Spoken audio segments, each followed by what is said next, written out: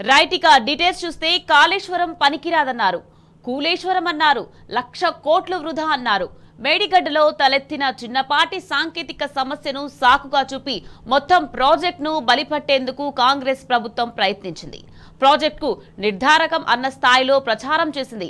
దాదాపు 2 ఏళ్లుగా బరాజ్కు మరమ్మతులు చేపట్టకుండా రాజకీయాలకు పాల్పడింది. ఇప్పుడు స్థానిక సంస్థల ఎన్నికల్లో రైతుల ఆగ్రహం తమకు చేటు చేస్తుందని భావించిన ప్రభుత్వం బరాజ్ల పునరుద్ధరణకు సిద్ధమైంది.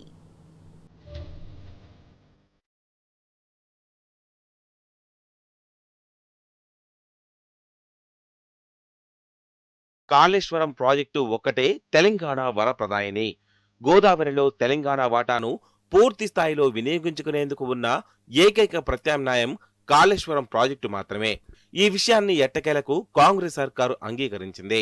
ఇంతకాలం కాళేశ్వరం ప్రాజెక్టులో భాగమైన మేడిగడ్డ, ఇతర బరాజులపై అడ్డగోలుగా అసత్య ఆరోపణలు దిగిన ప్రభుత్వం తాజాగా బరాజుల పునరుద్ధరణకు పూనుకుంది. తమ్మిడిహట్టి వద్ద బరాజు నిర్మాణం నిర్దేశిత లక్ష్యాల మేరకు నీటి మళ్లింపు అసాధ్యమని ఇంజనీరింగ్ అధికారులు ఖరాఖండిగా తేల్చి చెప్పడంతో పాటు గత 2 ఏళ్లుగా రబీ సీజన్లో పూర్తి స్థాయిలో నీటిని అందివ్వకపోవడంతో రైతుల నుంచి తీవ్ర స్థాయిలో విమర్శలు వెల్లువెత్తుతున్నాయి. ఈ నేపథ్యంలో తప్పని పరిస్థితుల్లో రేవంత్ రెడ్డి నేతృత్వంలోని కాంగ్రెస్ సర్కార్ ఎట్టకేలకు మేడిగడ్డ మరమ్మతులపై దృష్టి సారించింది. బరాజుల పునరుద్ధరణకు నడుం బిగించింది. డిజైన్ కన్సల్టెన్సీల గురించి ఈఓసీ కోసం నోటిఫికేషన్ జారీ చేసింది.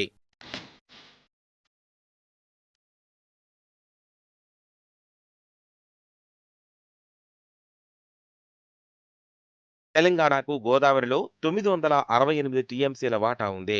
అందులో రాష్ట్ర ఏర్పాటు నాటికి నికరంగా 200 టీఎంసీలను కూడా వినియోగించుకోలేని పరిస్థితి.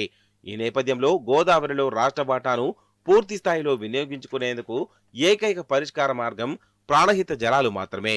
అయితే తమ్మిడిహట్టి వద్ద 152 మీటర్ల ఎఫ్ఆర్ఎల్తో బరాజు నిర్మాణానికి మహారాష్ట్ర ఒప్పుకోకపోవడం, మరోవైపు ఎగువన మహారాష్ట్ర వినియోగం తర్వాత ప్రతిపాదిత 160 టీఎంసీల జలాలు అందుబాటులో లేని దుస్థితి నెలకొంది.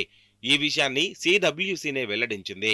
చివరికి మహారాష్ట్ర కేవలం 148 ఎఫ్ఆర్ఎల్తో బరాజును నిర్మించేందుకు అంగీకరించింది. ఇక ఆ స్థాయిలో బరాజును నిర్మిస్తే తమ్మిడిహట్టి వద్ద గరిష్టంగా 44 టీఎంసీలను మాత్రమే మళ్లించుకునే అవకాశముంది. ఈ నేపథ్యంలో మాజీ సీఎం కేసీఆర్ మేధో మథనం సాగించారు. ప్రాణహిత చేవెళ్ల ప్రాజెక్టును రీడిజైన్ చేశారు. ప్రాణహిత చేవెళ్లను 2 ప్రాజెక్టులుగా విభజించారు. డాక్టర్ బిఆర్ అంబేద్కర్ వార్ధా ప్రాజెక్టును కేవలం ఆదిలాబాద్ జిల్లాకు పరిమితం చేశారు. తమ్మిడిహట్టి నుంచి బరాజ్ లొకేషన్ను మేడిగడ్డకు మార్చి కాళేశ్వరం ప్రాజెక్టుగా నామకరణం చేశారు. గోదావరిలో తెలంగాణ తన నీటి వాటాను పూర్తిగా వినియోగించుకునే విధంగా ప్రణాళికలను రూపొందించారు.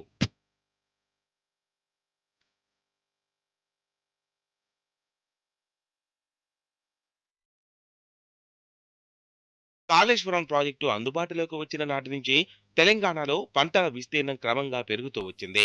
ఎస్ఆర్ఎస్పీ మొదటి ఆయకట్టు పూర్తి భరోసా దక్కడమే కాదు, సూర్యాపేట, తుంగతుర్తి నియోజకవర్గాల్లో ఎస్ఆర్ఎస్పీ ప్రాజెక్టు ఫేజ్ 2 ఆయకట్టుకు సైతం సాగునీరు అందడం ప్రారంభమైంది. బీఆర్ఎస్ సర్కార్ అమలు చేసిన ఇతర అభివృద్ధి ప్రణాళికలను ఫలితంగా సాగు విస్తీర్ణం పెరిగింది.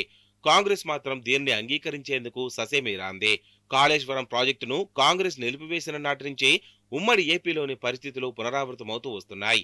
ఎస్ఆర్ఎస్పీ స్టేజ్ 2 పక్కన పెడితే ఫేజ్ 1లోని జగిత్యాల, మంథని తదితర నియోజకవర్గాల్లోని రబీ సీజన్ కు సక్రమంగా సాగునీరు అందని దుస్థితి.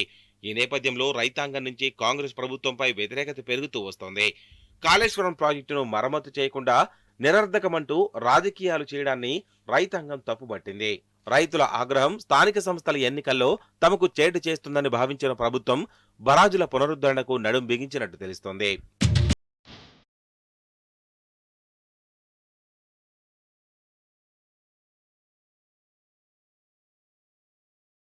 కాళేశ్వరం ప్రాజెక్టులో భాగమైన మేడిగడ్డ, అన్నారం, సుందిళ్ల బరాజుల పునరుద్ధరణ పనులకు సంబంధించి డిజైన్లను సమకూర్చేందుకు అనుభవం ఉన్న ఏజెన్సీల నుంచి దరఖాస్తుల స్వీకరణకు ప్రభుత్వం ప్రారంభించింది.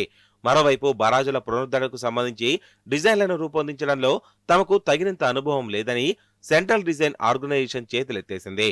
ఈ నేపథ్యంలో బరాజుల నిర్మాణంలో, పునరుద్ధరణ పనుల్లో అనుభవం ఉన్న ఏజెన్సీలను కన్సల్టెన్సీలుగా ఏర్పాటు చేసుకోవాలని సర్కార్ నిర్ణయించింది. అందులో భాగంగా నోటిఫికేషన్ను జారీ చేసింది. 15వ తేదీ నాటికి ఏజెన్సీలను వెల్లడించాలని కోరింది.